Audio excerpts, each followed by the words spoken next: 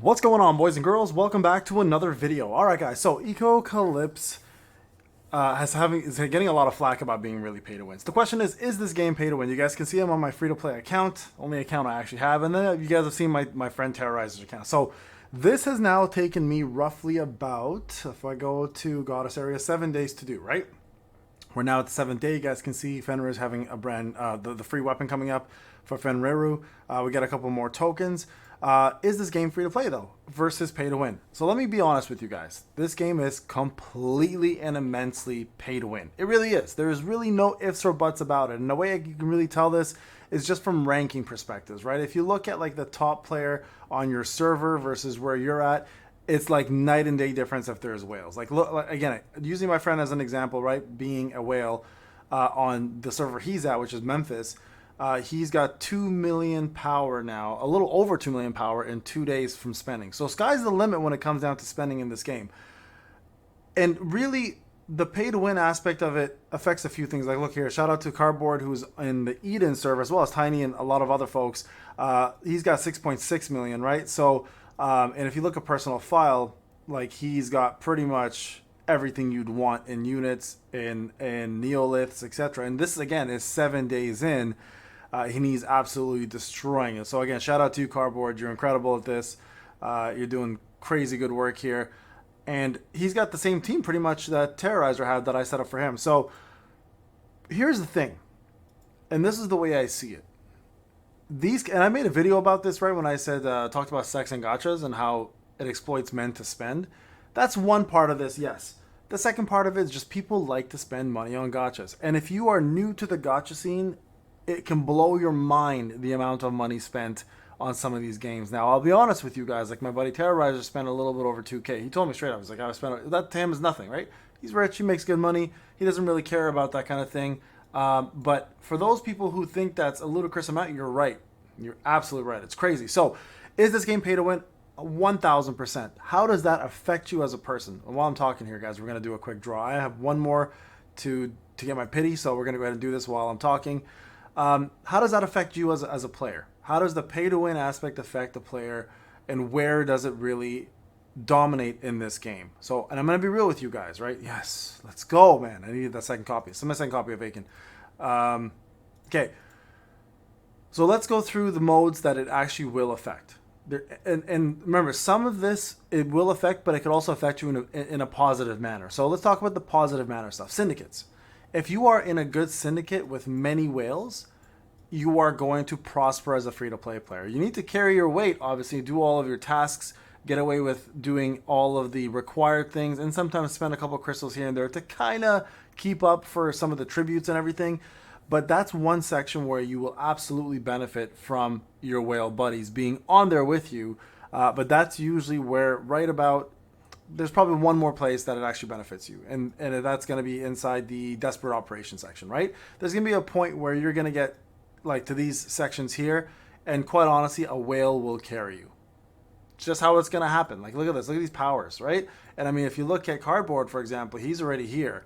So he's going to be, getting these legendary pieces of Chimera all the way across the board. So this is another spot where the benefit of having whale friends or having whales on your server is not a bad thing, because if you're friends with them, they'll carry you. But that's probably about where it ends. Everything else, when it comes down to whaling, is a negative aspect to free-to-play players. And it all depends how you view it, right? So for me, for example, Cage Fight, which is a PvP aspect, I barely even look at this.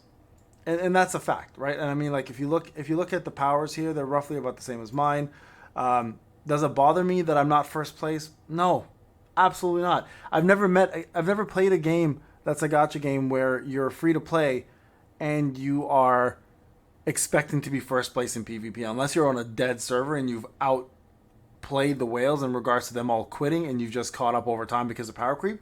It's not a common thing.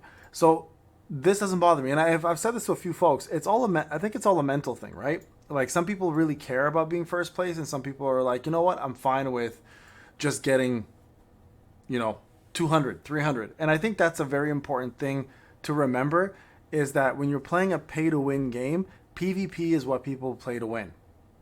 right? That's what they pay to win. They pay to win for PvP. PvE aspect of things, you're fine to do what you want to do without it even affecting you. So that's where you're going to have to kind of brace yourself. If you're going to play this game for PvP and you're a PvP player and you're not going to whale and you're going to be free to play, you're not going to prosper. This game is completely pay to win in that regard, okay? So just something for you guys to kind of, some food for thought on that, right? Yeah, too much damage. Another place that obviously is going to be a little bit pay to win is going to be the Chimera contract in regards to how far you get, because it is a ranking system, right? Early announcement rankings. This place here is going to benefit a lot of people. Obviously, ranking in any form like host purification rankings, all of this stuff is going to be hard because rewards are provided to the top ranks. And if you're pay to win, you're going to win most of the time. But the way I see things really is if you enjoy the game enough, right, the PvE aspect of it, even ranking again 500 out of 1,000, if you get any form of reward for some of your work, then you can at least apply it towards your PvE. And I've now started to become very PvP close-minded, where I don't care about PvP games anymore. Like, I play games now if I enjoy the characters, if I enjoy the gameplay, for the PvE aspect of things. The PvP rewards and all that jazz really never bothers me. And there are some pretty crazy PvP rewards in this game. So it's not like the rich don't get richer. They absolutely do. But I mean, if they're gonna pay to play like this and they're gonna keep supporting the company, then of course the company is going to continue to give them additional bonuses that free-to-play players don't have, right? Because at the end of the day, every gacha game is pay to win. I'm sorry, like, if you've been playing gacha games for as long as I have, that's just the reality of things, right? And there are way more expensive gachas than this out in the market. Not to say that's right or wrong, but that's just a fact. And there comes a point where people have to learn to accept a couple things. One, that pay-to-win games are focused on whale baiting, which means essentially making sure that whales get what they want so they continue to spend. And number two, realistically, they create free-to-play players to essentially lose to those whales. That's the goal. That's the goal, is to keep those whales happy so they can continue spending. And again, this is not an uncommon practice. This is something that's been going on for like forever for gacha games. So the final aspect, do I recommend people playing this game? Here's my recommendation for you. If you have a spending addiction on gacha, don't play this game.